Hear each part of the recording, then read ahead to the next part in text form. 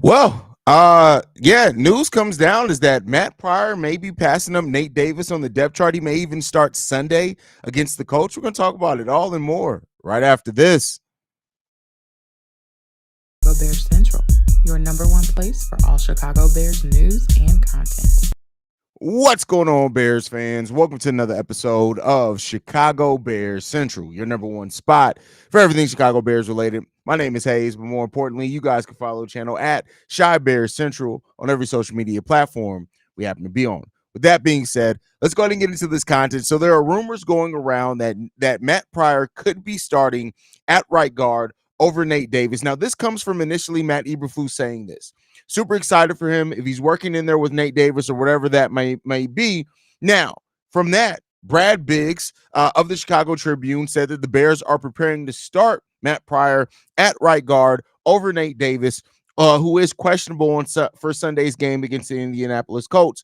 So this has gotten picked up by other places and things like that. The questions there. There's no doubt that the offensive line has been one of the worst sticking points right now for the Chicago Bears over the two games that we've played so far.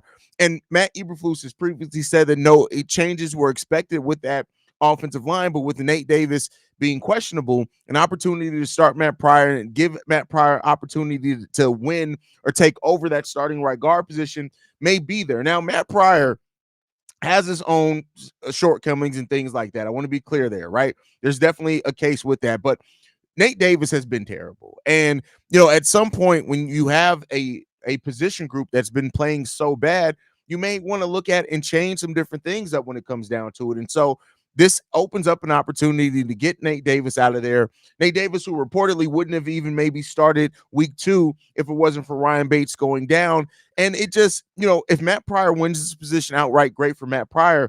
But Nate Davis is now probably the worst signing of Ryan Poles' time running the Chicago Bears. And, especially if he ends up losing the starting position the second year after getting a 3-year guaranteed deal from the Chicago Bears to come over here, that definitely would make it probably Ryan Poles' worst signing that he's made here. Now, every GM, I don't care how great or that you view any GMs in the NFL, every GM is going to have a terrible signing. They all do. Everybody has a blemish on their record. Everybody has a bad day at the office every once in a while. Nate Davis is just the gift that keeps on taking. And I don't say the gift that keeps on giving, that keeps on taking away from the Chicago Bears. And that's taking money with giving no production up really when it comes down to it. So Nate Davis' performance has left much to be desired. And if Matt Pryor ends up starting tomorrow against the Indianapolis Colts and plays well, it'll be his position to hold on to. And Ryan Bates is coming back as well. Push Nate Davis far down the depth chart. At the end of the day, if you're not performing, you don't get to hold on to a position, for the Bears, not for any team. And when your position group already is playing badly, finding something, you can't have a weak link on that offensive line. And so, with how bad the offensive line has been, a change was going to come bound at some point in time. And Nate Davis was always the candidate to maybe lose his job first, right? And so now Matt Pryor is going to come in, play. Regardless if he ends up starting for Nate Davis or not, he's going to be playing a lot. We saw even in week 1, Ryan Bates end up playing more snaps than Nate Davis. So if Matt Pryor is going to be healthy, he's going to be ready to go. Even if Nate Davis gets the start and is able to play, I would have no doubt that eventually, if they're already talking, this communication's happening, it's only a matter of time before Nate Davis is up out of here. As far as the starter. Unfortunately, with the guaranteed deal, the Bears probably aren't going to waive him. They're not going to cut him and just eat that contract up. But, now listen, Nate Davis continues to be a sore spot for the Bears. So it just is what it is when it comes down to that. Just is what it is. Leroy in the building says, yes, sir. What up, Haize? Mean Streak says, word. Yep, that's what we're hearing from Brad Biggs. DT in the building. Shout out to you, brother.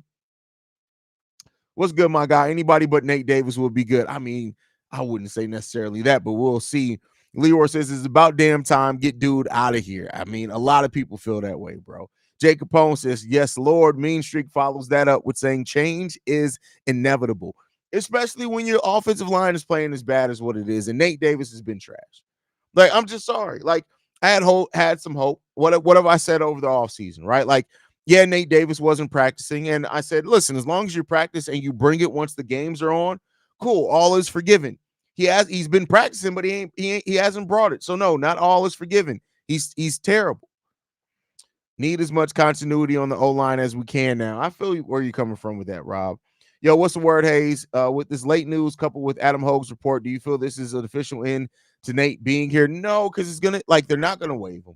I just don't think that's gonna happen. Not with the guaranteed money left on this deal. I just don't think that. We want Bajent. Nobody wants Bajent. Nobody except people who are just trying to see the world burn. Davis was questionable with the groin. Yes, so he is questionable. So he is still questionable. Don't worry, Tyson Bagent going to get his time by week 5 when Caleb Williams is injured. That's hilarious. When you signing Woj to the show for the early info, that's never going to happen. Nate Day-to-Day Davis or Devon Carter, they're both bad. One is a ball-headed hoe, the other one is a neck-rolled hoe. Like the back of Nate Davis's neck looks like a Shar-Pei. Like it's bad. It looks like Swipe a Cam from Player's Choice. Like it's bad. It's bad.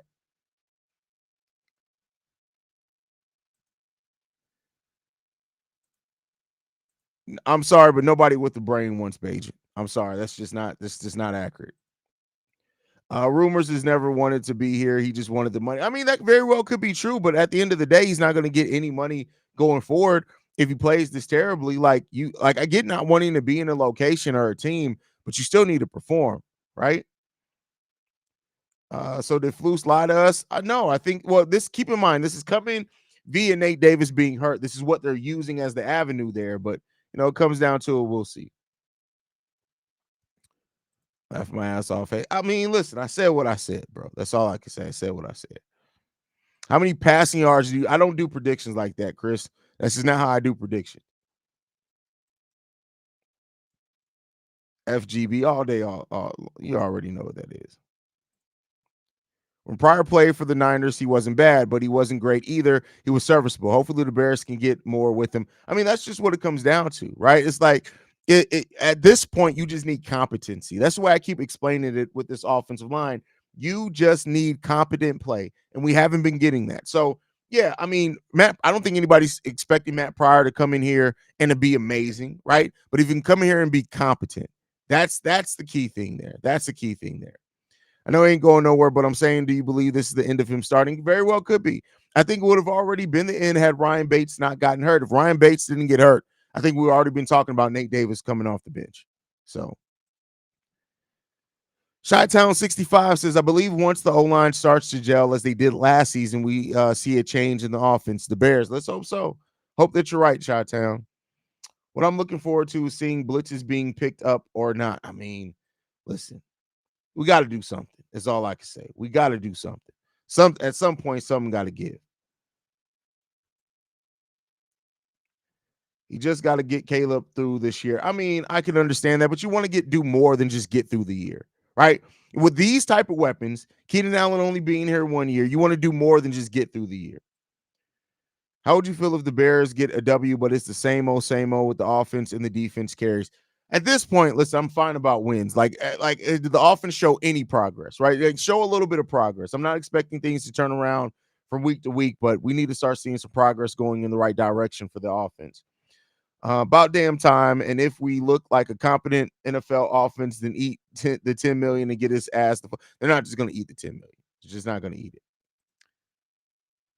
Nobody see, this is where you just tell somebody not to troll. That's not what DJ Moore said at all. This is why you get labeled as a troll and an idiot. Like, it's bad enough. It's really bad. Like, and this is the thing. Like I said this over in Chicago Sky Central. I'm going to say this over here. You people, take that for however you will, that literally live and wait to troll and say stupid shit. You're a dumbass. You're stupid. Like at the end of the day, your mama kept you alive up until the point of adulthood, and you're wasting that decision by being an idiot. Like, it's just, at what point do you wake up every day in your mama's basement and you say, hey, I'm going to be an idiot by choice today? Like, that's the thing. By choice. You are willingly choosing to be an idiot. That's where things start going wrong for you. Like, you're a disrespect to your father and your mother. You may not even know your father. He may not want to know you would say you saying stupid shit like that. You're an idiot. You're stupid. And that's just what it is. Like, don't willingly be a dumbass. Like, just don't do that. Don't be a dummy. It's just that simple. Don't be stupid. Actually go out there and try to be intelligent and be better at life. Don't be an idiot. It's really just that simple. Don't be an idiot.